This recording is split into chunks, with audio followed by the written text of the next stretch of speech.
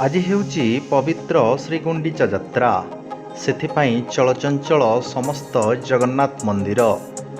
ବିଭିନ୍ନ ସ୍ଥାନରେ ଅନୁଷ୍ଠିତ ହେଉଛି ପ୍ରଭୁଙ୍କ ଘୋଷଯାତ୍ରା। ସେହିଭଳି ଯାଜପୁର ଜିଲ୍ଲା ଛତିଆ କୁଞ୍ଜିଆ ଛକ ନିକଟରେ ଥିବା ଜଗନ୍ନାଥ ମନ୍ଦିରରେ ବେଶ୍ ଧୁମଧାମରେ ପାଳିତ ହୋଇଛି ପ୍ରଭୁଙ୍କ ଘୋଷଯାତ୍ରା।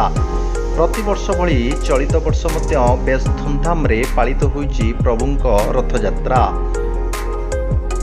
ପ୍ରଥମେ ତିନି ଠାକୁରଙ୍କୁ ପହଣ୍ଡି ବିଜେ ପରେ ରଥାରୂଢ଼ ହୋଇଥିଲେ ତିନି ଠାକୁର। ପ୍ରଭୁ ଜଗନ୍ନାଥ, ବଳଭଦ୍ର ଓ ଦେବୀ ସୁଭଦ୍ରାଙ୍କୁ ରୀତିନୀତିରେ ପୂଜାର୍ଚ୍ଚନା କରାଯାଇଥିଲା। ରଥରେ ତିନି ଠାକୁରଙ୍କୁ ଦେଖିବା ପାଇଁ ଲୋକଙ୍କ ଭିତରେ ନାହିଁ ନଥିବା ଉତ୍କଣ୍ଠା ଓ ଭକ୍ତି ଦେଖିବାକୁ ମିଳିଥିଲା। କାହିଁ କେବେଠୁ ଏଠାରେ ରଥଯାତ୍ରା ଅନୁଷ୍ଠିତ ହୋଇ ଆସୁଛି। ବିଶେଷ କରି ଏଠିକାର ରଥଯାତ୍ରାର ରହିଛି ଅନେକ କିଛି ମାହାତ୍ମ୍ୟ ଓ ଏହାର ରହିଛି ଅନେକ ବିଶେଷତ୍ୱ। ଏହି ରଥଯାତ୍ରାର ବିଶେଷତ୍ୱ ହେଉଛି ଏହି ରଥଯାତ୍ରାରେ ରଥ ଦୀର୍ଘ 11 କିଲୋମିଟର ଅତିକ୍ରମ କଲା ପରେ ମାଉସୀ ମା ମନ୍ଦିରରେ ପହଞ୍ଚିଥାଏ ଏବଂ ଏହାକୁ ସୁପରିଚାଳନା ରଥଯାତ୍ରାକୁ କରିବା ପାଇଁ ଦର୍ପଣ ତହସିଲଦାର, ପଡ଼ିଚଣା ବିଡ଼ିଓ, ପୋଲିସ ପ୍ରଶାସନ ଓ ଅଗ୍ନିଶମ ବାହିନୀ ପକ୍ଷରୁ ବେଶ୍ ସମସ୍ତ ପ୍ରକାର ସୁବ୍ୟବସ୍ଥା କରାଯାଇଥିଲା।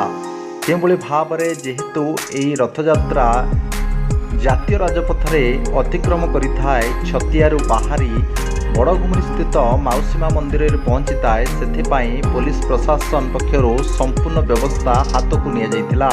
କେଉଁଭଳି ଭାବରେ ଟ୍ରାଫିକ୍ର ସମସ୍ୟା ନ ଉପୁଜେ, କେଉଁଭଳି ଭାବରେ ରଥ ଯିବାରେ କୌଣସି ଅସୁବିଧାର ସମ୍ମୁଖୀନ ନ ହୁଏ, ସେଥିପାଇଁ ପୋଲିସ ପ୍ରଶାସନ ପକ୍ଷରୁ ସମସ୍ତ ବ୍ୟବସ୍ଥା ହାତକୁ ନିଆଯାଇଥିଲା। ମନ୍ଦିର ପୂଜକ ଉପେନ୍ଦ୍ର ଓଝା ରଥରେ ଛେରା ପହଁରା କରିଥିଲେ।